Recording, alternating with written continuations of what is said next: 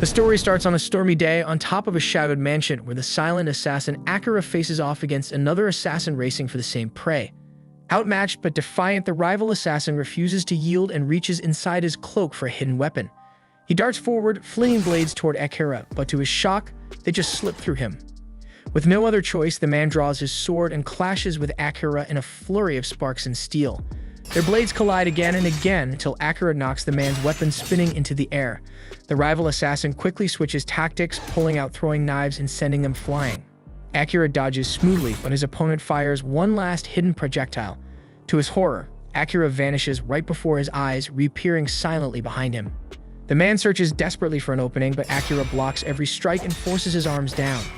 In a final attempt, the assassin swings with a kick from his bladed boot, but Akira anticipates the move, pierces his arm, then snaps his leg and sends him crashing to the ground. Though he has a few tricks left, the defeated assassin accepts his loss as his own blade, which is still midair, comes down and lands on him. With the threat gone, Akira slips into the mansion like a shadow, entering the dimly lit room where his target lies asleep. For a brief moment, he hesitates, but then he raises his blade to finish the job. Long before all this, Akira lived an ordinary life as a student in Japan. During one typical afternoon, a group of girls invited their friend Tsukasa to join them for lunch. He politely declined, saying he had duties to handle for the student council, which left them impressed by how seriously he took his role as president. Nearby, a girl named Shiori received thanks from classmates she'd had just helped. At the same time, Akira sat quietly, reading a novel on his phone. His friend Nanes walked up and asked if he enjoyed reading isekai stories, but Akira simply replied that he read whatever was free. Laughing, Names told him to share any new recommendations before heading off. As Akira watched him go, a few girls whispered, wondering who Nanes had been talking to. As Akira eats alone, even he found it strange that someone actually talked to him, considering how invisible he is to everyone else at school. Without warning, Akira's phone begins to flicker and distort, and a strange, inky darkness spreads across the ceiling of the classroom. The shadows twist into the shape of a glowing circle, and luminous symbols gather beneath each student's feet. Everyone freezes in shock as a bright flash envelops the room. Then in the next instant, they find themselves standing inside an enormous hall. As confusion sets in, a peculiar man in priestly robes steps forward and informs them that the king will arrive shortly. When the priest moves aside, a regal-looking man and a young princess appear before them, prompting murmurs of curiosity among the group. The man introduces himself as the ruler of a distant world called Morrigan. He explains that they've been brought from another realm to aid the Retes Empire, located on the human side of the continent. The kingdom is currently under siege by demonic forces, and the king claims that warriors summoned from another world are the only ones capable of defeating the demon lord. The students, caught up in the excitement, begin to fantasize about their own grand adventure. But the priest cuts through the enthusiasm, stating that only one among them carries the mark of the true hero. To discover who it is, each student is asked to place a hand on a glowing orb that reveals their class. A boy named Waki steps up first and discovers he's been given a class of Beast Tamer. Though he's not the chosen one, the priest reassures him that his abilities still hold great value. Next, a girl named Yuki learns she's a disenchanter, while Tomoya receives the title of knight. And when Shiori discovers she's a healer, the priest announces that anyone can now check their class and stats on their own without the orb. The students eagerly open their status screens, and Nanes finds out he's a wind-type mage and turns to ask Akira what class he got. Akira responds quietly, revealing that he's been labeled an assassin, but he's baffled by how absurdly strong his numbers are. Then Tsukasa approaches the orb, and it glows brightly as it displays the hero class.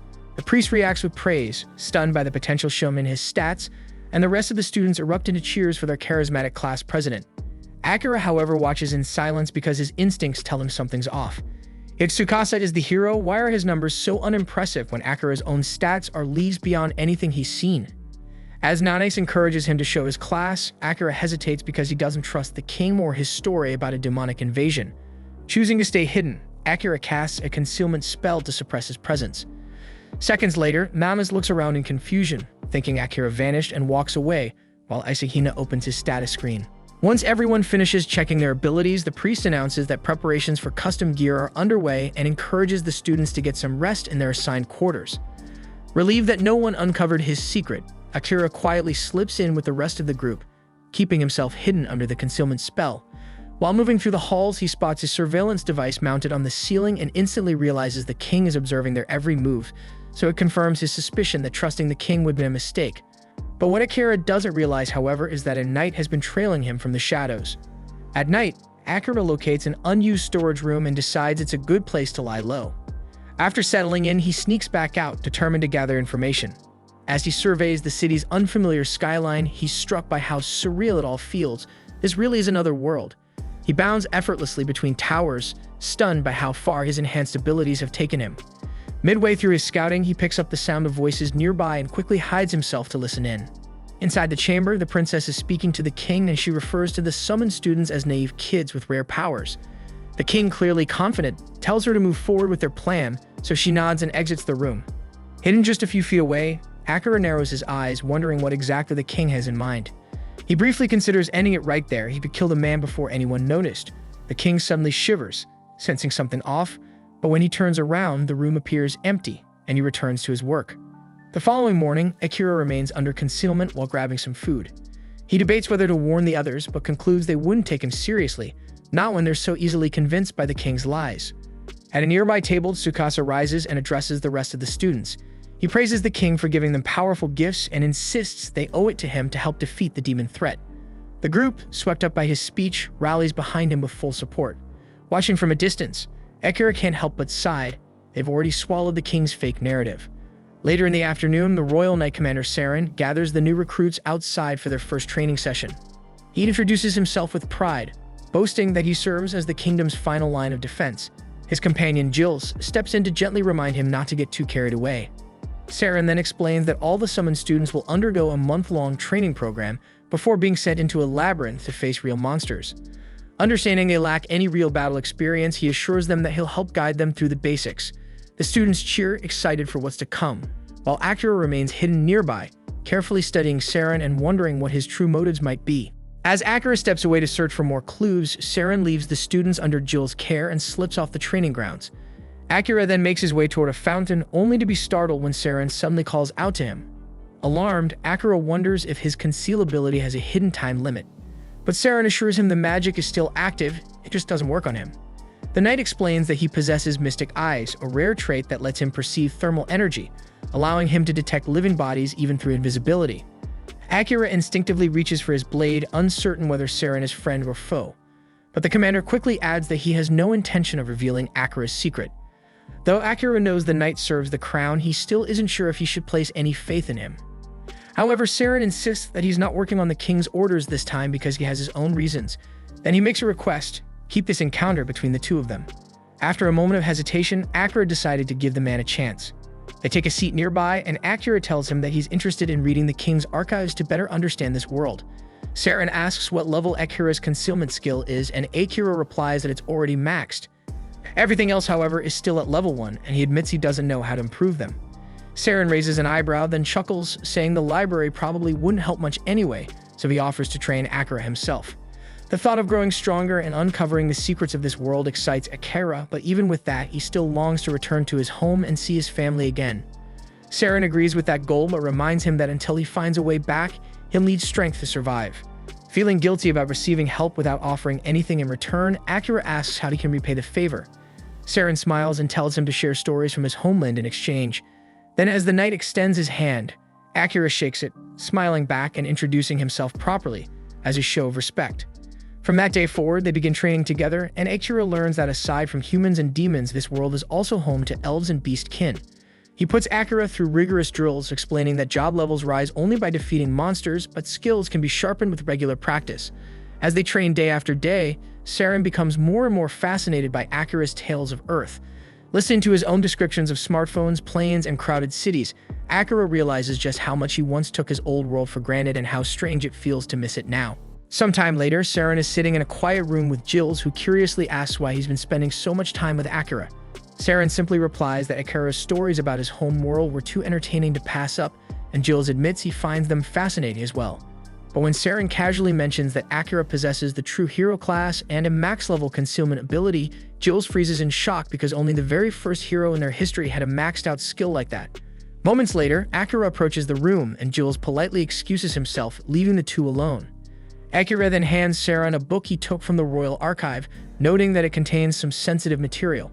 Saren confirms that the book outlines plans to overthrow the king, and explains that he wrote it himself and disguised it as a harmless cookbook, knowing Akira would eventually uncover it. Saren admits openly that the king is a corrupt man who's trying to reshape the world for his own twisted gain.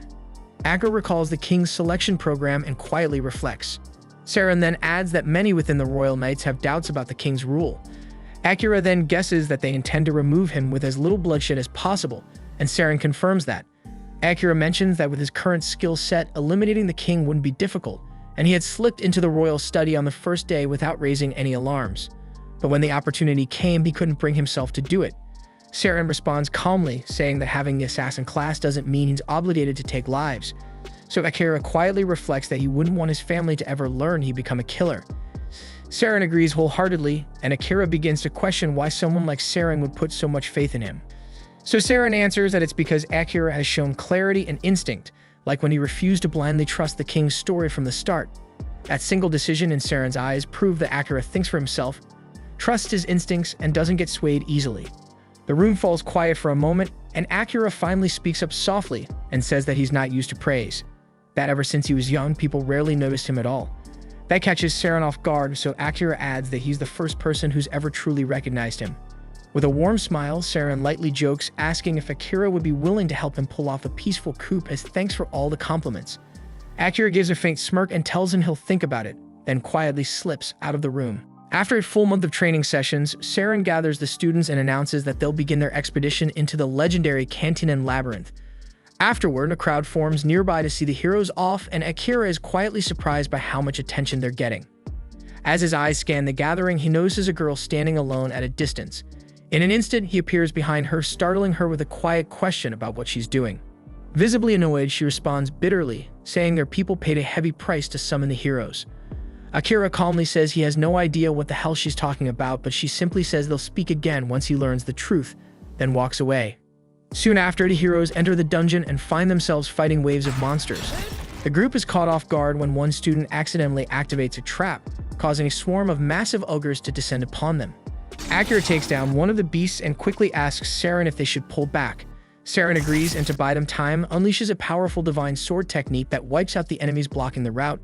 However, as they pass through the dungeon gate expecting to escape danger, they're met with another horde of monsters waiting on the other side. In a moment of panic, Tsukasa remembers the emergency smoke bomb the princess gave him for emergencies and sets it off. The explosion clears the lesser beasts, but from within the haze, a freaking towering minotaur emerges. When Jules enters the chamber with the rest of the group, he's stunned to see such a powerful monster lurking on a low floor. Akira wastes no time and dashes forward, dodges a massive strike, and climbs onto the minotaur's back. He slashes, but his weapon snaps in half against the creature's dense hide. Alarmed, Akira leaps off to avoid a counterattack and rushes back towards Tsukasa, who's barely able to stand. Overwhelmed with guilt, Tsukasa mutters that he's useless, but Akira tells him that heroes aren't meant to carry the burden alone. He reminds him that every student here has been training too, and that it's time to let others fight alongside him. But Tsukasa's breathing quickens, and he begins to panic, consumed by fear and doubt. Noticing something off, Akira asks the party's disenchanter to step in. She steps forward, activates her spell, removing the dark curse that had been feeding Tsukasa's fear. And as soon as it's lifted, Tsukasa regains clarity. With Tsukasa stabilized, Akira turns to Saren and asks if it's time to use the technique they discussed.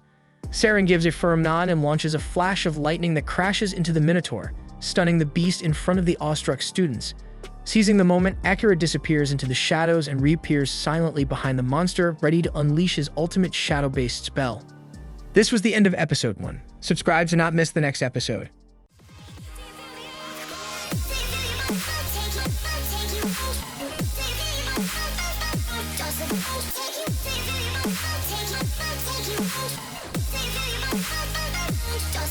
Take you